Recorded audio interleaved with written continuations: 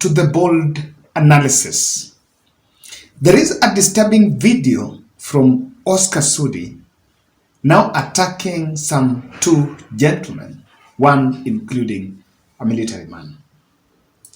And what puzzles many is that President Ruto and Kenya Kwanza got the power, and that their allies are yet to accept that Uhuru Kenyatta handed over power peacefully. I'm one person that my submission has been that if we are saying that the deep state and different all sorts of states and machineries could not make Raila Odinga the president, then those machineries doesn't exist. And in fact, we should just acknowledge that former President Uhuru Muigai Kenyatta was a good gentleman. If those machineries are there, they're active, and they can influence an election, then Raila Odinga could be the president, as we speak now. But there is something that I wanted to listen to what SUDI is saying, and he seems to be renewing attack. Listen to that. Jeremia Kioni, leo nataka ni kuongeleshe na mtu anaitwa Ogola. Watu walikuwa kutuletea hasara katika taifa letu la Kenya. Jeremia Kioni, kama hauna watoto wanaweza kusaidia kiakili, ama kama hauna wajomba ama marafiki wa karibu, wacha mimi nikusaidie. Wacha kusema sijui William Ruto alipata hii, Raila Odinga alipata hii, sijui nani alipata gani. You are not IEBC. Wewe sio team ya IEBC, wewe sio anything. Wewe ulikuwa unasimama mjumbe kama mimi. Ujiulize kwanza ulishindwa vipi? Na kama hujui ulishindwa vipi, tell your family to please wakusaidie kiakili. Acha kuhangaika sijui president sijui, hiyo ni maneno mengine mbali na maneno ilikwisha. Namba 2. Mtu anaitwa Ogola. Nashangaa ile tunaheshimu jeshi yetu, wanakuwa hawapendangi indiscipline katika jeshi. Sijui mbona Ogola baada ya kazi mpaka leo. Na tuko na watu wengi tutasema kila siku. Hata kuna huyo mwingine wa AP alikuwa anajifanya yeye ndiye anasimamia hapo maneno ya usalama hapo Bomas. Na ndiye alikuwa kateli mkubwa, mkora mkubwa, alikuwa anataka kuleta kumwaga damu hii Kenya. Tutawaambia every day. Lakini kitu tunataka tuambie wa Kenya, msikubali na tutawahi mwaga damu kwa sababu ya hao wajinga. Ukishindwa kura kwenda nyumbani. Wacha kwenda kuungana pale kusema unajua tukifanya hivi itafanyika hivi, tukipanga hii itafanyika ile. Mungu ni mzuri sana. 207 208 tuliona maneno ya haifai. Juzi walikuwa wamepanga sana. Sijawahi kuona kwanza president mwenye amekuwa current president alafu akaenda opposition. Hii ni maajabu. But anyway, Ogola na Kioni, hii Kenya ni ya Wakenya milioni 50. Wacha kuhangaika, relax, mwende nyumbani. Na nyinyi jeshi mtuambie, kwenye wanasimamia jeshi, huyo Ogola baada ya wakasi kwa nini? Yaani alitembea na mguu yake mwenyewe akaenda Bomas. Akaenda akaongea, aliongea. Akajaribu kufanya alikuwa anajaribu kufanya. Lakini Mungu anapenda Kenya sana, that's why alikataa na akasema lazima tutoe Kenya kwa minyororo ya wakora.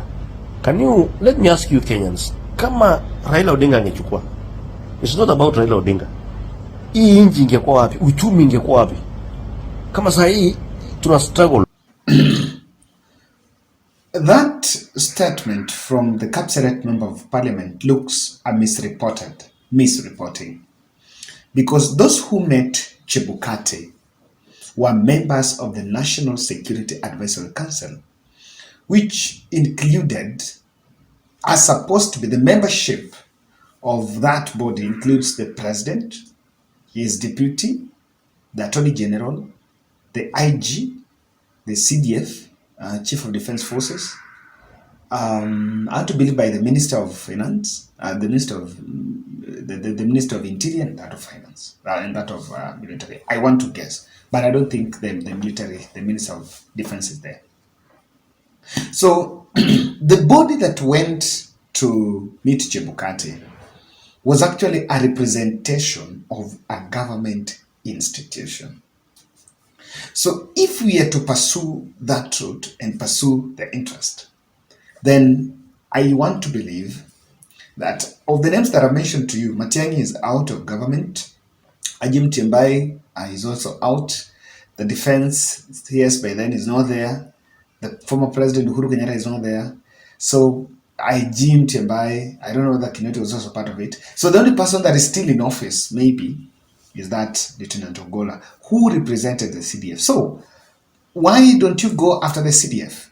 If that is it, then go after Kibochi and ask Kibochi questions, because that meeting was sanctioned, according to me, by National Security Advisory Council. And I have read, I was listening to a podcast that was saying that it is not in law, but that body is mandated to manage the security situation in the country. So there is no problem then being given results before they're announced. And that is to help them manage security. I think we are simply learning the lessons of the 2007, so that we manage what is it. However, to the extent of meddling or asking for alterations of the results, then that is meddling, and that's overstretching that mandate.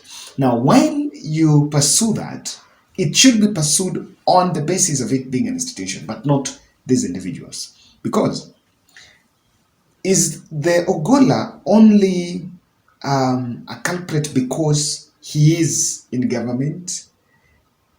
Is it we cannot talk about Matiang'i because they are no longer in government?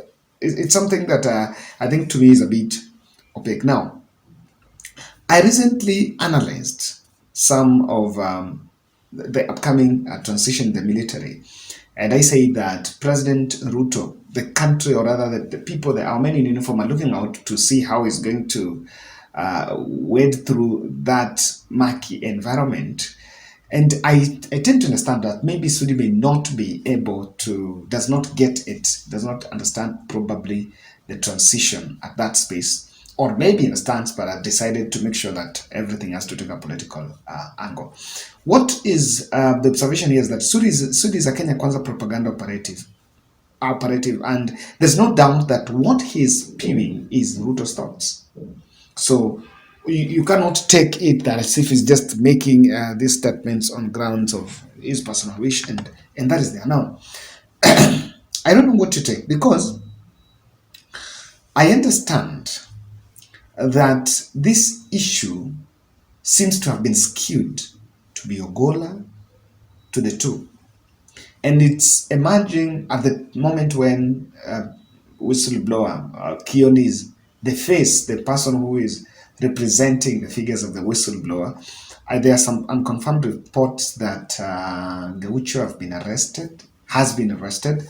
I'm yet to confirm that, so probably in my next analysis we're going to look at that, and we hope that takes through the process, not just going out of their way. Now, linking Ogola with the Raila whistleblower, as maybe SUDI is now dragging, is a long shot to spoil the reputation.